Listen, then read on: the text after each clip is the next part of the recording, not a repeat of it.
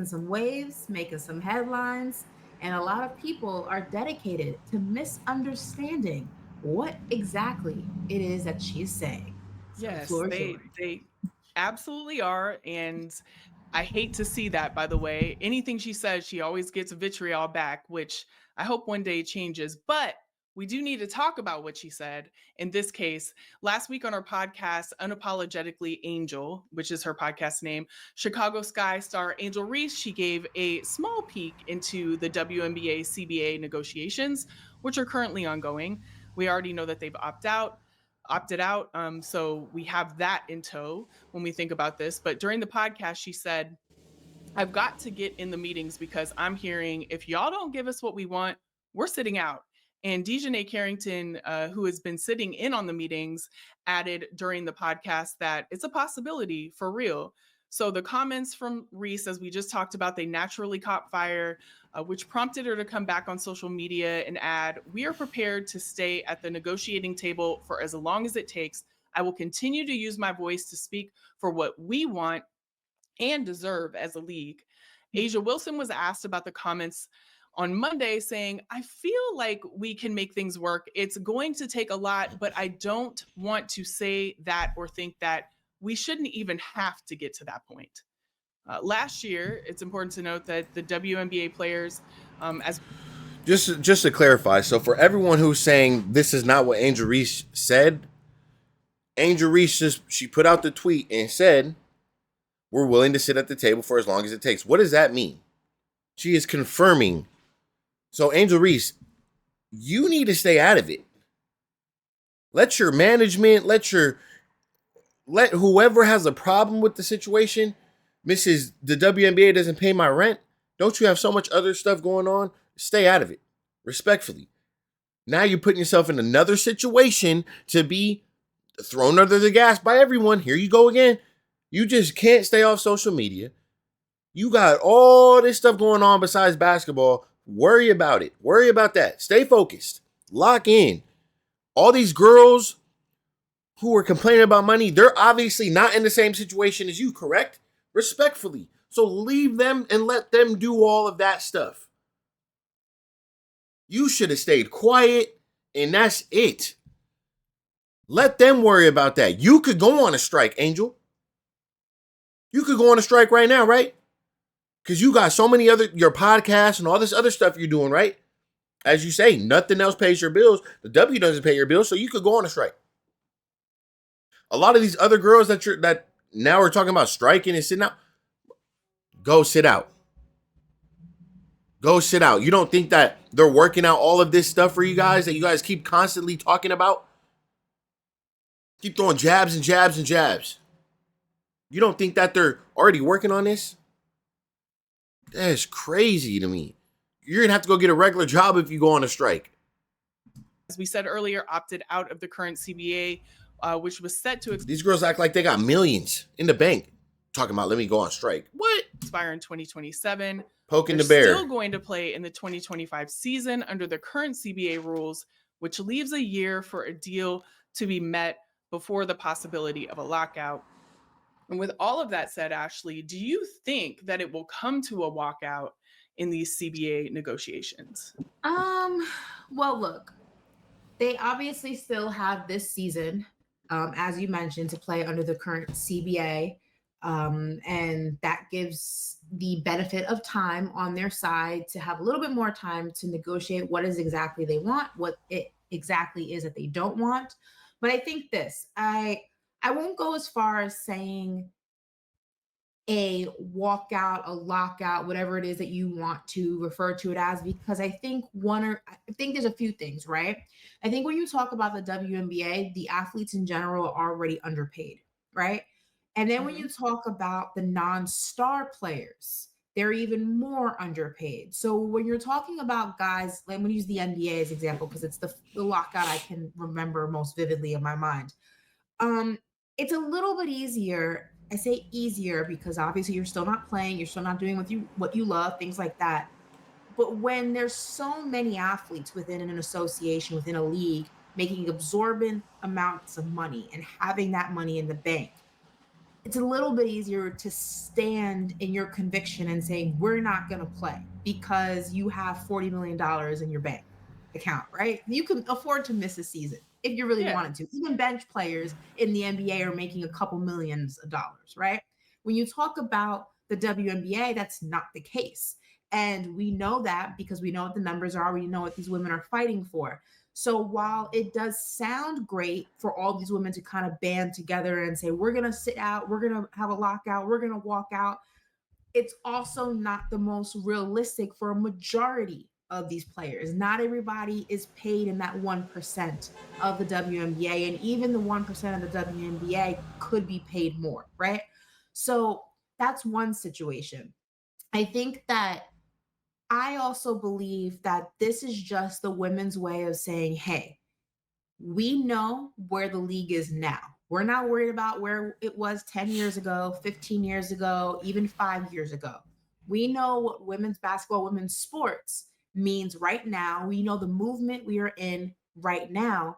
And we're not going to take less than what we deserve based on this moment right now, March 10th, 2025, or whenever it is they sit down at the negotiating table. And I really think that's just what and Angel was trying to imply, and everybody else was trying to imply, is that there's no longer the day where we're gonna take what we're given because we don't know our worth. The numbers are out there, whether it's viewership, whether it's merchandise, whether it's brands investing. We see what Unrivaled's doing, X, Y, and Z, and we're going to demand what our What is Unrivaled doing? What is Unrivaled doing? Isn't Unrivaled paying you guys a whole nother $250,000 for 3 months of you guys sitting out with injuries, playing this 3-on-3 reckless basketball? You got girls coming in being sent to this team, sent to that team. What is it that you're seeing? Viewership from who? From where? How much money do you guys want? Realistically, your season's only 40 games, 44 games. I think you guys in season maybe 4 months. 5 months, so you're getting 250 from Unrivaled for 3 months of whatever that is. Then you're getting, some of you girls are getting 200,000, anywhere from 100,000 to 200,000 from the WNBA. So you're up 500,000 almost. You can't go get no brand deals to get you to the M's. That's on y'all. It's on y'all. value is based on what we are seeing happen. So I say all that to say, I think it's going to be a lengthy negotiation. I think it's going to be a lot of back and forth. But I don't think that it will come to a lockout, only because I find it very hard to believe because of just how much of a pay discrepancy there is in the WNBA and lack of opportunity for so many of these women. Angel has deals up the yin yang, so it's different for her, but not everyone's an Angel Reese. I think it's going to be hard to get everyone to agree to go a season without pay when there's already such a huge pay discrepancy. I don't think it will come to that, but I definitely don't think they're going to just take whatever's thrown at them. It's going to be a lengthy negotiation. Yeah, I think it will be hard to come to that decision. But what I loved about what Angel said is that we're willing to do it. Like, it's on the table, and we will if we aren't getting what we deserve. And when you look at the numbers, 2.3 million fans attended in 2024, highest total in 22 years. 657,000 people tuned in on average on TV, highest number in 24 years. Those numbers pay dividends with the league announcing a new 11-year media rights deal in July worth $2.2 billion.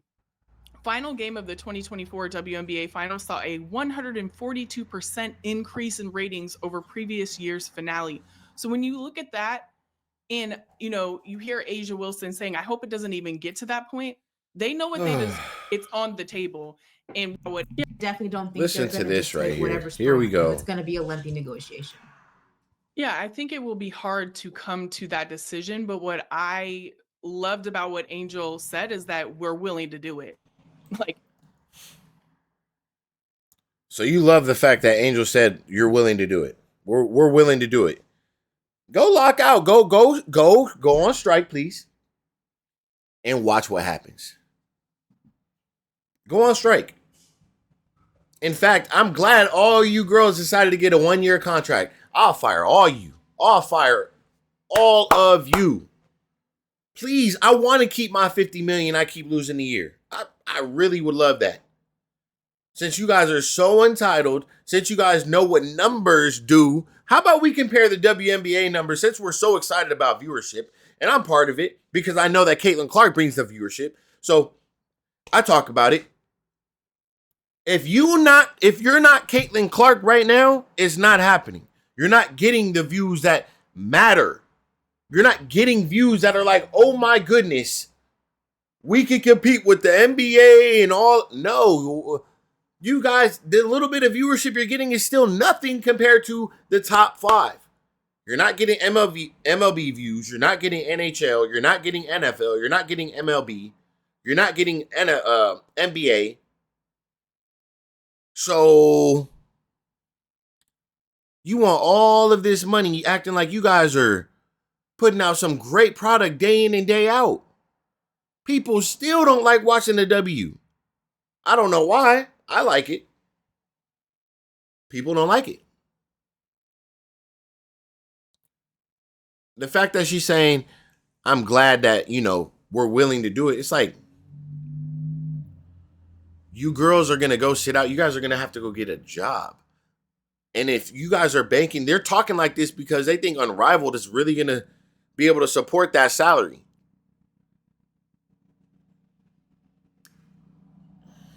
Okay. It's on the table, and we will if we aren't getting what we deserve. Please do. And when you look at the numbers, 2.3 million fans attended in 2024, highest total in 22 years. 657,000 people. Hold on, they attended where? Where did they attend? Where did they attend? Attended where? You're just giving out attended where? Tuned in on average on TV. Hold on. 22 years. 2.3 million fans attend we deserve. And when you look at the numbers, 2.3 million fans attended in 2024, highest total in 22 years. 657,000 people tuned in on average on TV, highest number in 24 years. Those numbers pay dividends with the league announcing a new 11-year media rights deal in July worth $2.2 billion. Okay, so let's go ask whoever got approved for the media rights deal, whoever decided to, yes, we'll accept that, or we're going to go ahead and give that to you guys. I want you to go ask them to their face strongly on their belief and why they wanted to do that. After 20 years, they get the option to give you guys an 11-year contract worth $2.2 billion. I want you to ask them why you thought that was okay now all of a sudden.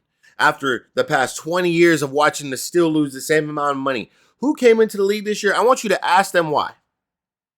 Since you want to bring up 600,000 average viewership and this amount of attendance, break it down. Where? Where did it come from? Where? Caitlin Clark holds this, that, attendance. All of this is broken by who? And you want to talk about like an average as if the one who didn't bring all of this in said it. She's not saying any of it. It's not about money. Clearly, for all you women, it's about money. And that's why the game is being ruined, because everything's about money. Pay me this, pay me that. But the baller, the one who's actually bringing views, bringing eyes, bringing viewership, getting deals, getting investors to even think about women's basketball, she's not even opening her mouth about money. Final game of the 2024 WNBA Finals saw a 142% increase in ratings over previous year's finale. So when you look at that, unbelievable. And you hear Asia Wilson saying, I hope it doesn't even get to that point. They know what they deserve in revenue sharing. So come correct with the negotiations so that we don't even have to make that decision. But what I love what Angel said is like, it is on the table. We can do that if we need to, because we know what we deserve. But do you think that's real? Like when she says we can do that, do you think it's an option?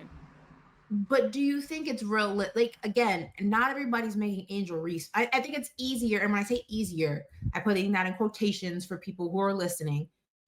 it's easier for an Angel Reese to say that than it is for, I don't have somebody's name, but like a non-Angel Reese to say that. Like she could afford to miss a WNBA season. Not everybody's as fortunate. And I think that when you say it, it sounds good in theory, but then when you have people really starting to weigh the dollars and the cents, and this is sometimes the issue, like we've seen this in the NFL because there's such a huge pay discrepancy with those teams as well. It's easier for a quarterback to say, yeah, we're going to sit out if we don't get what we want. Like, bro, you're making $300 million. Like, I can't really afford to do that. And usually that's where you start running into the issue of some people being willing to take the scraps that are thrown to them because, like, I can't afford to sit out like you can.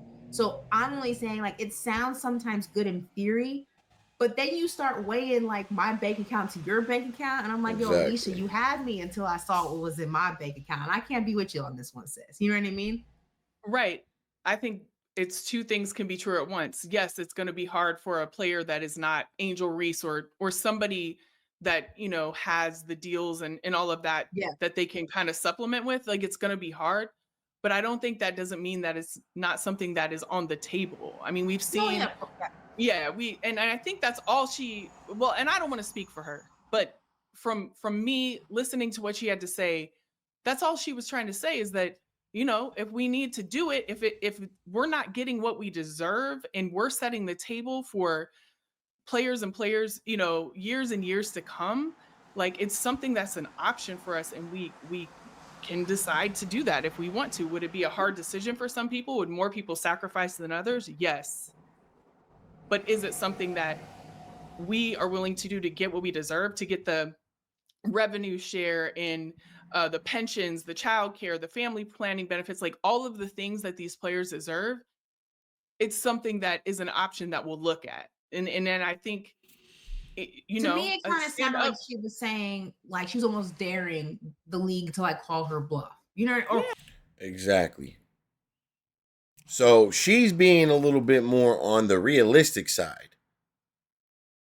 Like, you don't think the league will test y'all? I feel like all of that stuff is already getting worked out. I feel like isn't the Chicago Sky getting some crazy new facility? Aren't they getting some like $50 million facility? I thought things were already getting worked out. I thought things were already getting in place. I thought you guys have professional agents. Aren't you guys professional athletes? When do you ever hear another professional athlete talk about demanding us money? Aren't you guys professionals? Don't you guys have agents and managers? Why aren't they talking about this? You guys need to stay quiet. It's already in the works. If I'm the owner and I heard Angel Reese say this, bro, I would literally fire her respectfully. And she's young. Whoever's in her corner needs to talk to her. Angel, out of all people, Angel, you think you can just say whatever? No. Stay your ass quiet and keep doing what you're doing with the brand deals and keep doing all that extra shit. You're gonna ruin opportunities. Just stop. Let all those other girls do all that and make a fool of themselves. Now you putting yourself with them. Stay out of it.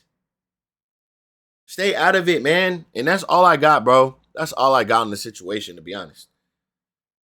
It's a sticky situation. You playing with ownership, like you playing with the NBA. Like, stop. You think you bigger than stop. You're not. You need to stop, bro.